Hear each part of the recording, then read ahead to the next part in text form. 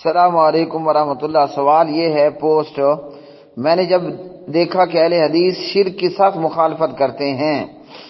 اچھا جی، اہل حدیث سے متاثر ہوا، شامل ہونے پر معلوم ہوا کہ معاملات میں حدیث کو جس طرح صحابہ نے سمجھانے کی بجائے اپنے بزرگوں کی طرح سمجھتے ہیں، 3 طلاق کے معاملے میں، داڑھی صحابہ کی اجماع کے معاملے میں، اور کیا ہے آگے چل کر داڑھی کے معاملے میں، چلو اور کچھ ہے، داڑھی مٹھی یہ وہ فلاں فلاں۔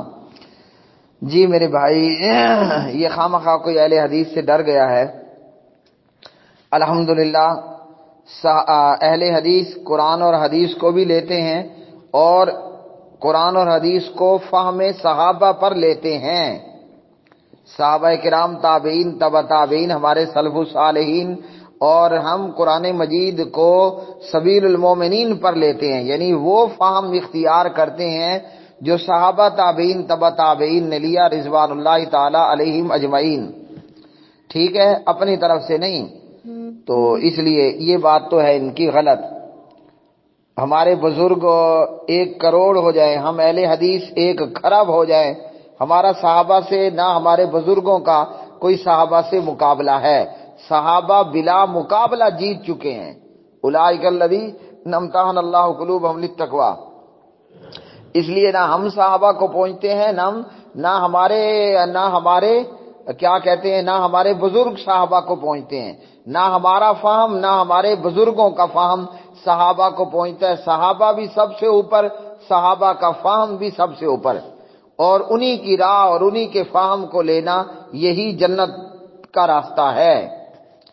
وَمَن يَتَّبِعْ غَيْرَ سَبِيلِ الْمُؤْمِنِينَ نُوَلِّهِ مَا تَوَلَّىٰ وَنُصْلِهِ جَهَنَّمَ وَسَاءَتْ مَصِيرًا کے تحت۔ اچھا جی، اب ہیں مسائل کی طرف آتے ہیں۔ پہلا مسئلہ یہاں ہے 3 طلاق کا۔ تو جی میرے بھائی، ہم صحابہ کرام کے فہم ہی کو لینے والے، حدیث ہی کو لینے والے ہیں، نبی علیہ السلام کی حدیث۔ جہاں حضرت عمر نے 3 طلاق کو نافذ کیا تو وہ حضرت عمر کا فہم تھا، اور وہ بطور سزا اور آرڈیننس تھا، اور اس کی لمبی ڈیٹیل اور تفصیل میں طلاق کے جوابوں میں دے چکا ہوں۔ وہیں پر عبداللہ ابن عباس رضی اللہ تعالی عنہما بھی تو صحابی ہیں نا، اور کوئی عام صحابی بھی نہیں ہے، مفسر قرآن ہیں۔ ابن عباس رضی اللہ تعالی عنہما نبی علیہ السلام کے عظیم صحابی، وہ مفسر قرآن ہیں۔ حضرت عمر کا اپنا ایک مقام ہے جس کا کوئی مقابلہ نہیں، ابن عباس کا اپنا ایک مقام ہے جس کا کوئی مقابلہ نہیں، اور اسی طرح باقی صحابہ کرام۔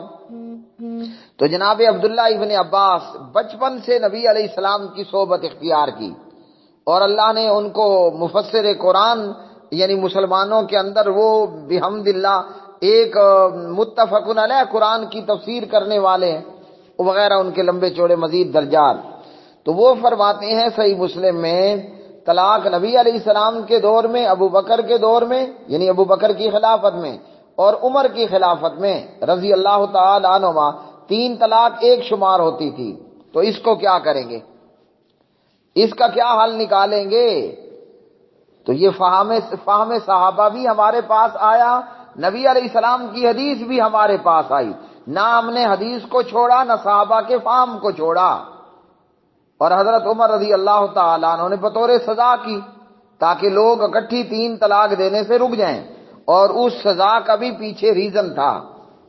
نبی علیہ السلام کو بتایا گیا ایک بندے نے 3 طلاق اکٹھی دے دی، آپ غصے ہوئے اور فرمایا میں موجود ہوں اور کتاب اللہ سے کھیلا جا رہا ہے، ایلعب بکتاب اللہ، میرے ہوتے ہوئے میں تمہارے بیچوں بیچ موجود اور کتاب اللہ سے کھلواڑ جاری ہو گیا۔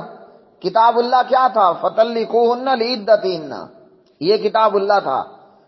اکٹھی 3 طلاق نہیں دینی، عدت کے اندر طلاق دینی ہے۔ وہ کیا ہے؟ ہر طور میں بغیر ہم بستری کیے 1 طلاق دیں، یہ ہے فَطَلِّقُوهُنَّ لِعِدَّتِهِنَّ، سورۃ الطلاق پارہ نمبر 28۔ تو حضرت عمر نے اپنی خلافت کے 2 سال بعد، حالانکہ عمر کی خلافت کے پہلے 2 سالوں میں یہی نافذ تھا، 3 طلاق 1 طلاق ہوگی، مسلم کتاب الطلاق۔ تو بھائی ہمارے پاس تو عمر بھی ہے، ابو بکر بھی ہے، اور محمد الرسول اللہ صلی اللہ علیہ وسلم بھی ہیں۔ اہل حدیث سے بڑا خوش بخت اور چنگے نصیبوں والا آج تک ماں نے جنا ہی نہیں ہے۔ ٹھیک ہے جی، آگے چلیں داڑھی کے معاملے میں۔ داڑھی کے معاملے میں بھی میرے پیارے بھائی عبداللہ ابن عمر رضی اللہ تعالی عنہما کا اپنا فعل ہے، وہ مٹھی بعد داڑھی کٹواتے حج عمرے پر یا اس کے علاوہ۔ تو ایک ہے ان کا فعل اور ایک ہے نبی علیہ السلام کی حدیث، یہ حدیث اور ادھر ابن عمر۔ اب ابن عمر خود کیا فرماتے ہیں؟